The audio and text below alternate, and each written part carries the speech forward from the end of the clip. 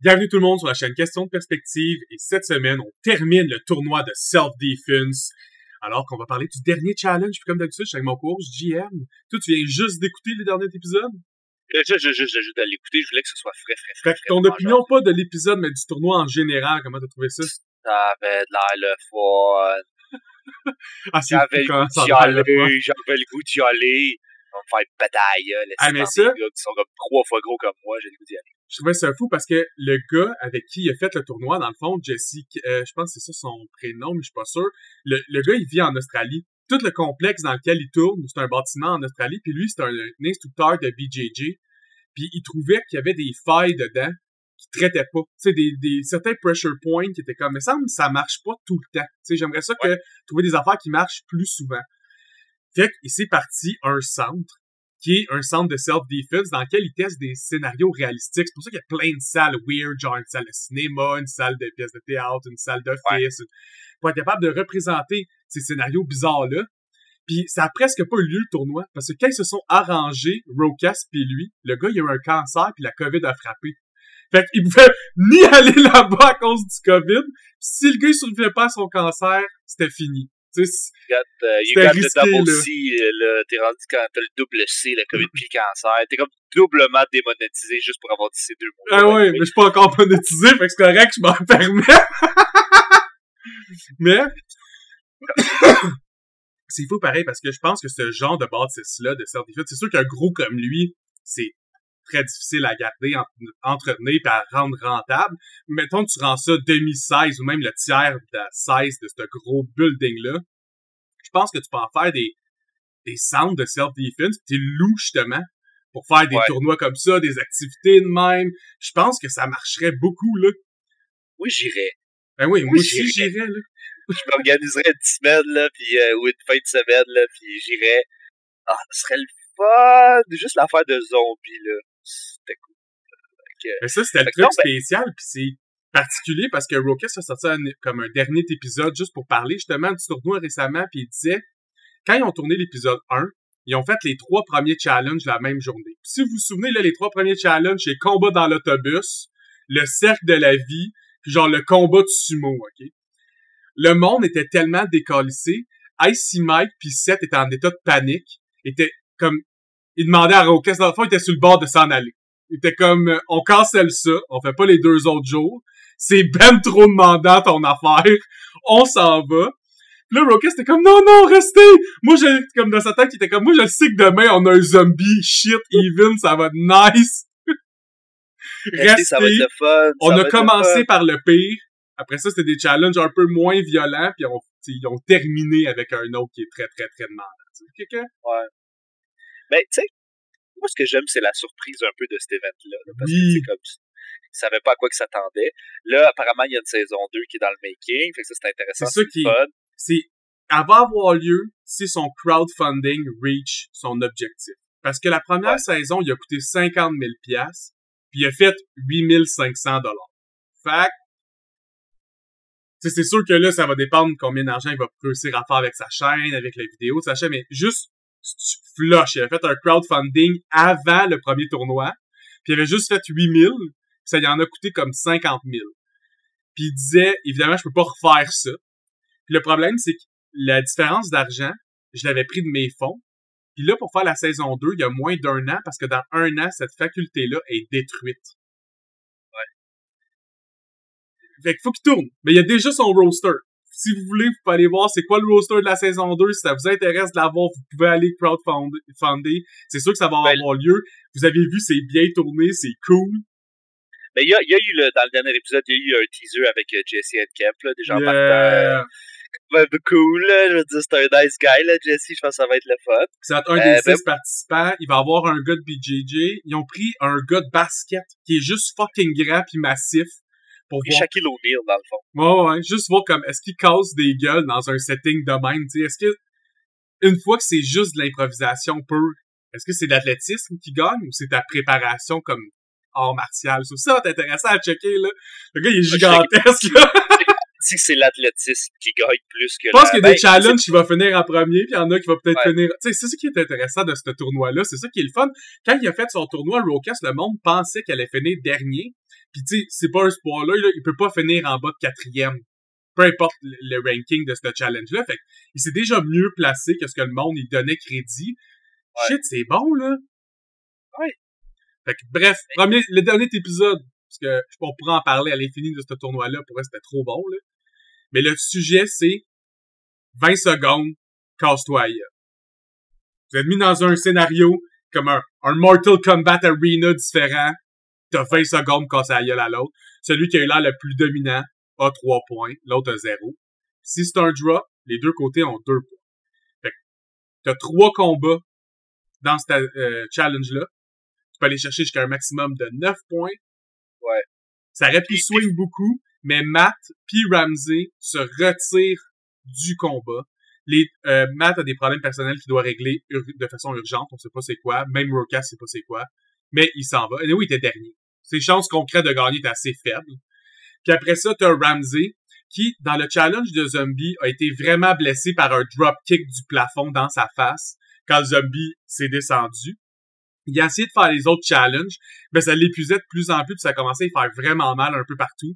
Fait que dans le dernier challenge, quand il a su que c'était des 20 secondes, on se casse la gueule, pas de restrictions, toute votre force, il s'est dit, je vais pas gagner, puis je vais me faire mal, fait aussi bien me retirer. Surtout qu'il s'est retiré quand il y a eu une joke, dans le fond, l'instructeur a fait venir 2 gars que je vais vous montrer brièvement. Donc, voici les 2 gars, un champion de Muay Thai, genre un champion de lutte. Ils sont comme 2 fois plus grands qu'Icy Mike. Ouais, c'est juste 2 gros colosses d'hommes. Icy Mike est en état de panique, mais il est comme, ok, je vais le faire pareil, là. Mais il trouve pas ça drôle. Puis Ramsey, il choke puis il se retire. Mais c'était une joke de stress, tu sais. Évidemment, ils ont pas fait battre contre personne. C'était juste pour que dans le round 1, le monde aille la chienne. Parce que le round 1, ils ont placé dans un corridor. Dans le fond, t'es dans un corridor puis tout le monde est dans une room. Puis ils cognent sur 2 rooms. Faut que tu sortes te péter la gueule dans le corridor. Fait que tu sais pas c'est qui. Fait que pour ajouter au stress d'être dans la pièce, pour pouvoir te préparer à nécessairement te battre, mettons, contre Icy Mike, mais là, t'avais les préparations pour te battre contre ces géants-là aussi à préparer. Ouais. Oh man, ils sont big. Moi, je serais juste comme, venez-vous battre, je me donne pas! Je me fais péter, mais je me disais comme, je me fêterai jusqu'à la fin. C'est ça qui est important. L'important, c'est juste de pas se donner, tu sais. Tu peux perdre, mais tant que tu te donnes pas, t'es correct. Premier combat, on a Rokas contre Seth, si je me trompe pas. Ah, contre Jeff. Je pense que c'est contre Jeff. Ah non, c'est Seth. Non, pas Seth. Seth, d'ailleurs, qui est comme un... Il a été super bon dans ce tournoi-là. Excessivement bon. Ouais. On voit comment ça a tourné en brawl super rapidement. Là, on parle d'un karatéka pour un gars d'aïkido, ça a pas l'air de ni un ni l'autre. Ça a l'air de 2 gorilles qui se battent. Puis c'est un peu ça que le tournoi veut démontrer. Puis c'est ça qu'on rappelle souvent quand on parle de self-defense, c'est que c'est facile avoir l'air de juste 2 singes qui se tapent sa gueule. Comme c'est une des meilleures stratégies. Moi, j'ai Return to Monkey long time ago. Là. Ça fait longtemps que j'étais un babouin, là. Fait que Seth s'est fait donner la victoire. Le monde dit que ça a été quand même proche, sauf que les coups de Rokas sont globalement moins rentrés que les coups de Seth. Fait qu'ils se disent que sur 20 secondes, probablement que Rokas aurait tellement été sonné qu'il n'aurait pas été capable de nécessairement finir cette fight-là, qui ont donné les points de l'autre côté. L'autre fight, ça va être Jeff contre Icy Mike. Donc, Jeff contre Icy Mike. Déjà, on voit que eux se sont foncés dedans un tout petit peu moins vite. Ils ont pris le temps d'analyser. Beau dodge d'Icy Mike, by the way, pour le takedown. Là. Ça, c'était cool. Je veux dire, de Jeff sur Icy Mike. Tu sais, le coup d'Icy Mike a été parfaitement dodge par en dessous. Parfaitement dodge. Là, Icy Mike, qui a la réalisation. Chris, moi, il y a juste les coups de pied par en dessous qui marchent. Fait que moi, rester de même. Mais les coups, tu sais, Jeff, il contrôle parfaitement. Tu sais, c'est un gars de MMA, là. Une fois qu'il est par-dessus de même, il est trop bien placé. Parfaitement la situation, là. Icy Mike a jamais vu ça venir, là. Surtout le fait qu'il a juste comme dodge son premier. Déjà là, c'était dans le mal. Dodge le hit, takedown des jambes. Ouf! Oh man. Quel Jeff, là. Quel athlète. Seth et Jeff sont à 1 point de différence pour la première place. Et le deuxième round va se faire commencer. Évidemment, il n'y a pas de vrai 3e combat. Les 2 gars vont en semblant de se battre, là, les 2 géants. Là. Check qu'ils tapent des murs puis ils font juste du bruit pour faire peur, mais concrètement, ils se battent pas. Ils sont gigantesques. C'est genre 6 pieds 6, 6 pieds 7, là. Oh my god. Le round 2, je trouvais que ça faisait classique Mortal Kombat. Celle-là, tu le sais, ça va être qui ton adversaire parce que t'es placé l'autre bout d'une passerelle. Fait que dès que t'es placé, tu peux te dire, OK, ça va être telle personne mon adversaire, je vais essayer de faire tel premier coup, puis on va voir que ça va donner, tu sais. C'est comme si à la fin, t'avais le droit, genre, de l'uppercut, puis genre, il tombe en bas d'un... C'est ça, t'as le droit de le lancer en bas. Fait que Rocas contre Jeff. Je sais pas, il est pas petit, hein, Jeff Chan. C'est pas un petit gars. Non, il est pas petit non plus, mais Rocas est pas mal plus grand. Il y a aussi, je trouve ça drôle, parce que dans leur préparation, t'entends Rocas dire Jeff va me faire un double leg takedown, fait que je vais faire un feint. Pis t'as Jeff qui dit je sais qu'il va penser que je vais faire un double leg takedown, fait que je vais feint le double leg takedown, puis je vais faire un double leg takedown après l'avoir fake. Ça marche-tu? Comme fake punch, boom boom. Les deux connectent, pas capable de le mettre à terre rapidement, mais tu sais, 6 secondes après, t'as terre pareil. Oh ouais, mais il a fait un beau, c'est pas un double leg. Non, il a pas réussi à faire le double leg. Beau bear hug back takedown, là, c'était bien fait, là. Tu peux pas, c'est aussi efficace. Ils vont donner la victoire à Jeff, malgré ce, tu sais, je trouve que les deux se sont pas réellement fait mal.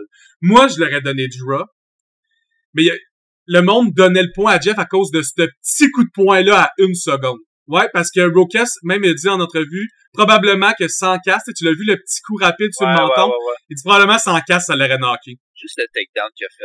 Parce qu'il, ouais, mais Rocas s'est enlevé de la prise à terre. Puis après le takedown, il n'y a pas eu de coup. Il n'a pas été capable de lander des coups. Il peut pas lui donner le point pour ça. Mais c'est vraiment ce coup-là, là. Le mini coup d'exit punch. Boom! Super vite, ça pas de casque. Ça peut faire fucking mal. C'est pas comme, oui, la timer est finie, mais les 10 autres prochaines secondes n'auraient probablement pas été nice pour Rocas après un coup de main sur le menton. Fait. Je comprends pourquoi il y a eu les 3 points, mais selon l'exercice, j'aurais peut-être donné un draw. Mais ils en ont parlé genre 10 minutes, là. Tu sais, les arbitres, il a fallu qu'ils en parler, pis c'était 1-1 pis un qui était pas sûr pis il a fini par donner son point d'un côté. T'sais. La délibération, elle était longue. L'autre fight, Icy Mike contre Seth, qui est un combat qu'eux font souvent, là. Ces deux amis, ils se voient assez souvent pour faire des vidéos et se battent assez régulièrement. Les deux savent c'est quoi que l'autre va faire. Ouais. Icy Mike est juste comme fuck, je vais perdre. Ben, il aime pas fight avec des amis non plus, là. Tu sais, comme ça, c'est un fight sérieux, c'est pas un fight d'entraînement, de petit sparring relax, on fait ça pour une vidéo, là. C'est comme on essaie de se casser la gueule.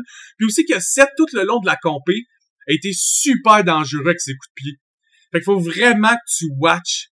Ouais, Icy le bot des nuts. Ça aussi, ça a été long à discuter parce que c'est le seul coup qu'Icy Mike a été capable de land comme du monde sur Seth pendant le 20 secondes. Mais il l'a land d'un base. Puis avec un weird takedown aussi, mais ça, tu sais, c'est ça que je trouve drôle. C'est du monde qui se fight 3 fois par semaine. Tu regardes se battre sur 20 secondes, des fois, ça a l'air de 2 enfants. Il est juste comme, lâche-moi! Lâche-moi! Ah, man. Hey, moi, je me battrais pas contre ça, là. Il est tellement fort, là. Il a de l'air tellement fort. Ça. Il est quoi? Il est dans 6 pieds 3, 6 pieds 4 facile. Puis il doit peser 250 livres. Genre. Et encore une fois, il y a un point de différence, ça fait la ronde finale.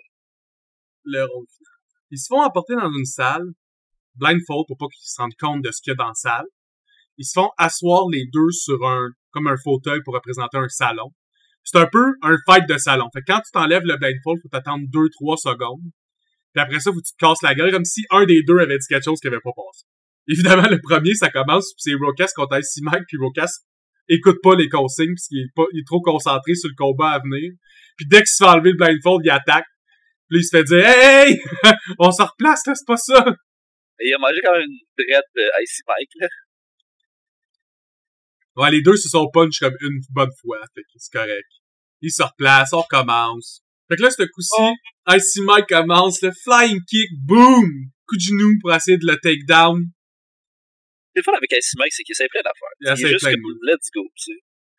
Ouais, ça aussi, je trouvais ça drôle, là, tu sais. Au début, il a réussi à le take down, mais de la façon qu'il l'a take down, à cause que c'est un petit sofa, il était capable de passer ses jambes dans le cou d'Icy Mike. Fait qu'il était capable de le faire taper sur une clé de bras, tu sais.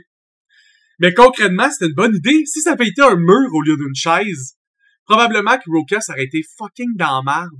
Et comme c'est une chaise, elle se commençait à pencher. Puis l'espace que ça crée de pencher, ben il a été capable de se faire une clé, puis c'est fort des clés. C'est ça la réalité. Puis aussi, cette victoire-là contre Icy Mike, c'était intéressant, tu sais, il a montré ses stats. Rokas avait été mis dernier. Le monde pensait qu'elle allait finir dernier, puis le monde pensait qu'Icy Mike allait finir premier. Puis là, lui a gagné contre Icy Mike. Fait que, tu sais, dépendant les scénarios, dépendant le training que t'as. Je pensais vraiment que Icy Mike allait finir premier. Le monde pensait qu'Icy Mike allait finir premier à cause de son SWAT training, ouais. Mais faut pas t'oublier, c'est des Américains qui votent, surtout. Pour eux, le SWAT training, c'est genre, y a rien de meilleur que ça dans la vie. Moi, je suis juste comme... Nous, on avait dit Jeff. Nous, on avait dit Jeff, by the way. À cause que MMA, on donne un edge juste à cause du training pis de l'expérience de combat. Mais pas juste ça, c'est un fucking athlète, là, s'entraîne 6 heures par jour, tabarnak, les oreilles en chou-fleur jusque-là, là.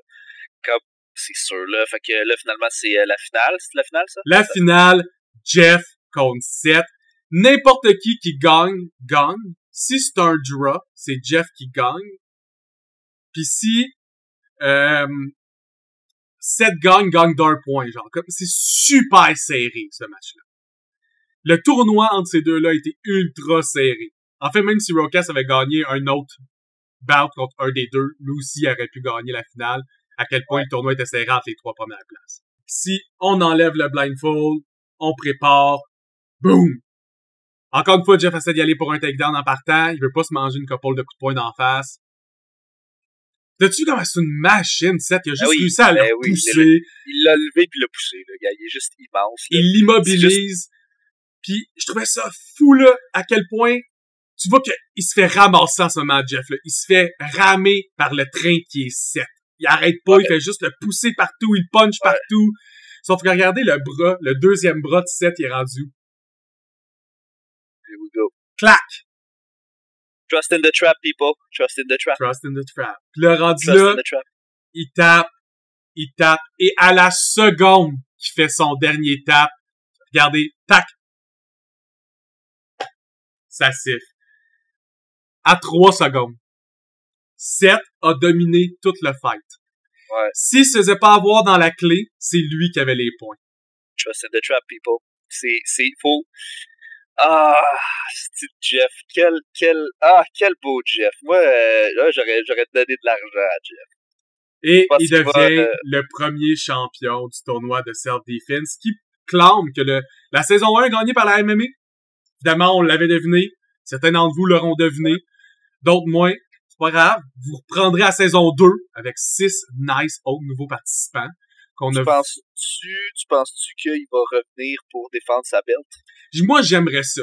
Ça. Mais je pense pas. Je pense pas qu'il y a assez de temps pour ça. Mais, on aimerait ça. Mais sinon, c'est pas grave. Parce que ce qui est cool, c'est le concept. C'est de voir 6 styles différents, faire des challenges le fun qui rappellent un peu les premiers UFC, qu'il n'y a pas vraiment de restriction de taille, restriction de poids. Un peu n'importe quoi. C'est un peu n'importe quoi, mais les challenges sont le fun.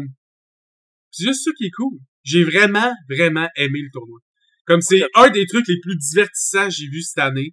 J'espère qu'il va faire son tournoi 2. Puis s'il en fait un tournoi 2, ben, on va être là pour l'analyser. Merci tout le monde d'avoir été là. On se voit sur un autre épisode.